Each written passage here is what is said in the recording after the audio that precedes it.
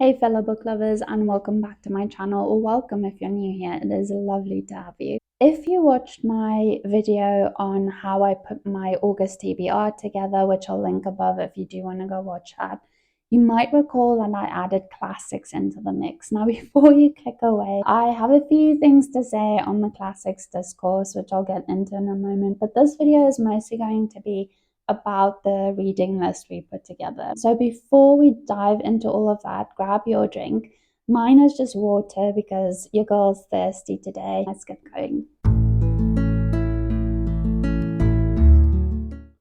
So first things first, there is so much discourse around classics. People who think it is pretentious to read classics. There are people who think that you are not a true reader if you haven't covered the classics.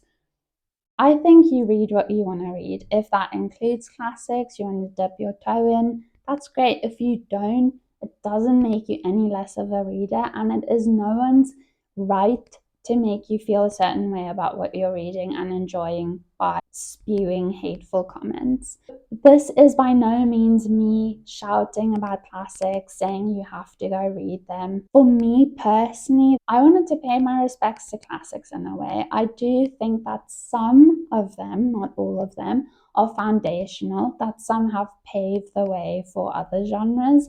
And so I wanted to dip my toe in and explore them a little bit. Even though in the grand scheme of things, I am not well versed in classics. I have read a few, mostly sci-fi, because that's kind of what I got my start in. I read things like Verne and Wells, and I enjoyed 1984 and Brand New World. I also really love The Picture of Dorian Gray by Oscar Wilde because it was my introduction to sort of a gothic feel in a book.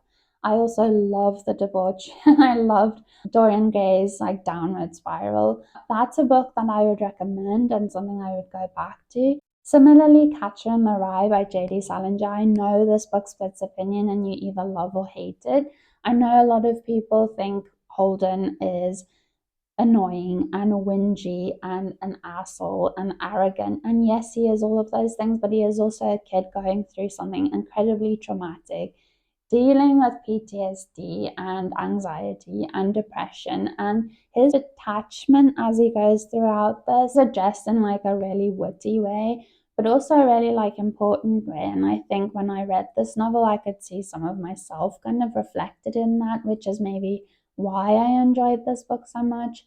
You also, I think, with classics, almost need to bear in mind the time period in which they were written. And in this case, mental illness, it kind of still is, but it was really like taboo to talk about mental illness. So writing a whole novel, I think, needs to be commended somewhat. Anyway, this isn't a video about what I have read, and this is about what we will be reading. So this is something that me and a close personal friend in real life is going to be embarking on, because we both wanted to kind of dip our toe into classics a little bit more because we haven't read that many of them. And we thought doing it together would be a bit more fun because we could pick one a month and at the end of every month have a catch-up call and discuss this book, analyze it a little bit, almost have like a bit of a book club and talk about what we did like, what we didn't like, maybe bring some questions and see how we interpreted these differently, which I think is a really fun way to tackle classics, especially because they can be heavy or dense. So doing it with a buddy, I think, is a fun way to do it. We've started with 12, which will take us a year to get through. And then at the end of that year, we will either add some more on and continue doing this, or maybe by then we've had enough of the classics and we'll just call it there. But let's go through the list now. So the first thing we're reading this month is To Kill a Mockingbird by Harper Lee. We have both read this book, but we agreed that because we read it a while ago and we've both come quite a far way with our reading, we wanted to dive back into it and kind of see how our perception or opinion of this has changed. Now, I remember this being a little bit of a coming of age book, and I remember liking this sort of southern gothic feel of this book. So I am quite excited to go back in and read this again. In September, we move on to Dracula by Bram Stoker. I have always had such a love affair with vampires, but I have consumed it consumed it more as like film and television and not so much in books. So one of my goals this year was to read more vampire literature, and it wouldn't feel right doing that without going back to the basics. Now, please do not come for me. I know technically Camilla was the OG vampire novel, and I will be reading that either in conjunction with Dracula in September or later on this year. But I just really thought this was a good one for us both to enjoy. I have tried to read Dracula before, but this was very early on in my reading journey, and I think it maybe just wasn't the right time for me. So I'm hoping to enjoy this and appreciate this a lot more this time round. In October, we're going to be reading Frankenstein by Mary Shelley because this has to be the best pick for Halloween, right? And this is gothic, but it is also something that I wanted to read because we all know the Frankenstein story, but I haven't actually like see it play out on paper, and I really wanted that experience. One of my other bookish friends loves this book. This is, if not her favorite book, her favorite classic, and so I really wanted to read it so I could share in that excitement with her. This is also just a really good pick for October.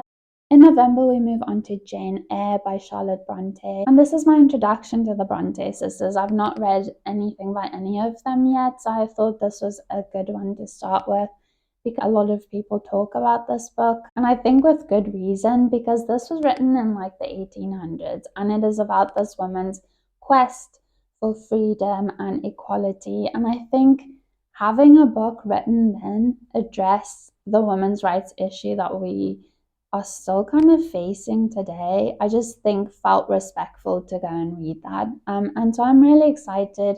I think this one is a little bit bleak from what I've heard. I kind of also feel like I've heard people say it's a little darker than I think I imagined it to be. So I'm really excited to dive into this one and see what it's about. In December, we've picked The Wind in the Willows by Kenneth Grahame, and we are very aware that this is a kid's book, but we both agreed that we didn't read this when we were younger. We didn't have someone read it to us, and so we kind of both felt like we had a little bit of a gap and we were missing out a bit, and we just wanted to go back, almost relive our childhoods and read this book. It's also a nice pick for December because it is festive month and we didn't want something heavy or something really dense. We just wanted a cute pick, and I think this is perfect for it.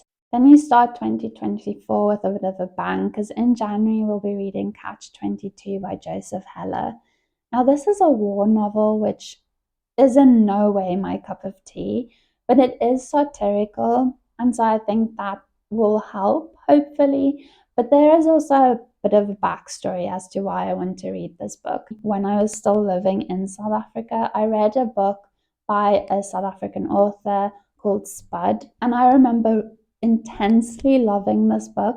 Now, it's been a while since I read it, so the details are a little bit fuzzy. But I do remember this being a coming of age story and this beautiful relationship between Spud and it must have been his English teacher. This teacher really trying to like form Spud as a young boy and like kind of recommending these books to him. And I remember the relationship being quite sweet. And one of the books he recommended was Catch 22, and that's always stuck in my head.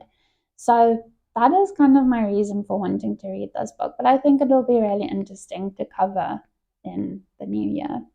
In February, we move on to the other Brontë sister, so we'll be reading Wuthering Heights by Emily Brontë. This is kind of the classics classic, still so widely talked about today. This book now is seen as like one of the great novels. When it was written in like 1847, this book was extremely controversial because of the themes of mental and physical abuse. And to step into like my 1847 shoes and like try and feel this book in the way it would have been felt back then, and like all of the shock and horror that like surrounded this when it first came out. Also, just because this book is so talked about, it's not so much feeling like I'm missing out, but it's just something I want to understand and I want to be able to see why this book is so popular still. We then move on to another hugely popular book, and that's Pride and Prejudice by Jane Austen. Now, there were so many Jane Austen books to choose from,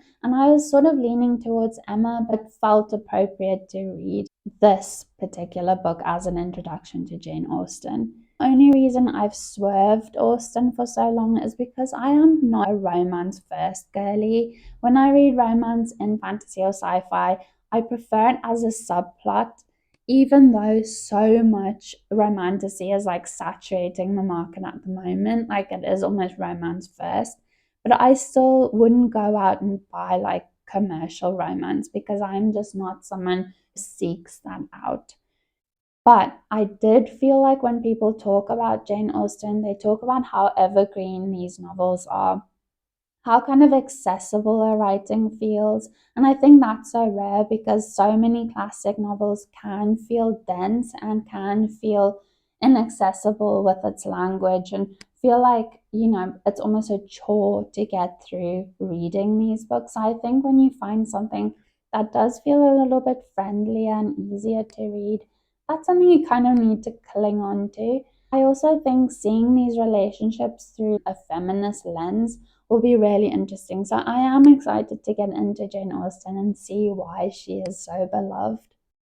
In April, we move on to Little Women by Louisa May Alcott. Now, this, as I understand, is a sort of novel about sisterhood. We have these four sisters, and they are all so unique and so different to one another. And I think having these different women and showing them wearing different hats and looking differently to each other, but still all coming of age and all finding themselves is going to be really like cool to read.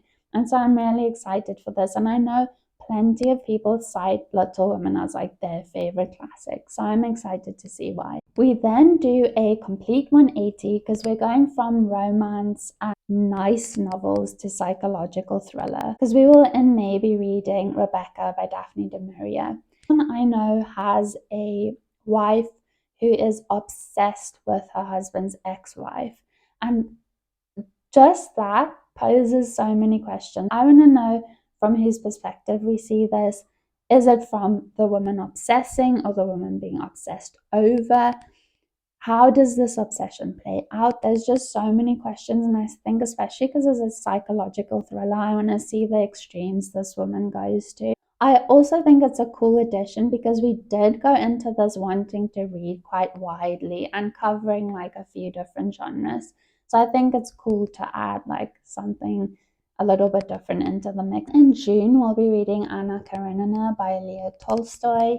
I have a very trusted book talker who I always look to for book reviews and book recommendations, and she recently finished this and absolutely adored it. Now, I know this is about a woman who has an affair. She keeps this very much hush hush, and she doesn't think she'll be caught out, and then she falls pregnant, which is going to be a little bit harder to keep on the down low. I am so excited to see this flawed character in action and see how she goes about navigating all of this. And then we'll be finishing out the year in July of 2024 with 100 Years of Solitude by Gabriel García Márquez. And I am so excited for this book because I understand it is magical realism, which I feel should have been like maybe the first of its kind. Again, do not quote me on this because I'm not sure. But this is set in Colombia, which I'm really excited about because I am not good with history. I'm not at all a history buff. I know things about the UK because I live in the UK, and I know things about South Africa because I grew up in South Africa. But other than that, I do not know much about anything. And I think exploring a country's history through fiction is just really fun. Now, I know this isn't like 100% historically accurate, but some of the events in this book does draw from real life events, and so I'm really excited about that. So that is our year-long list. Like I said, we'll debrief every month and talk about it in greater detail when we're doing these catch-up calls. I will then, of course, come on here and also review these books when I'm doing my monthly wrap-up. If you think that there are any classics that we missed out on, well, of course there will be ones we missed out on, but if you think there are any that are sort of vital to read and that you really loved and really want to recommend to me, please drop them in the comments, because I will be compiling a list and keeping it separate if, like I said, we want to continue doing this after this first year. I will draw from that list. If not, then maybe it's things that I'll dip into afterwards anyway. If you've enjoyed this video, please consider subscribing and also giving me a thumbs up. If you've stuck with me, thank you so much. I appreciate it, and I will see you again soon. In the meantime, happy reading.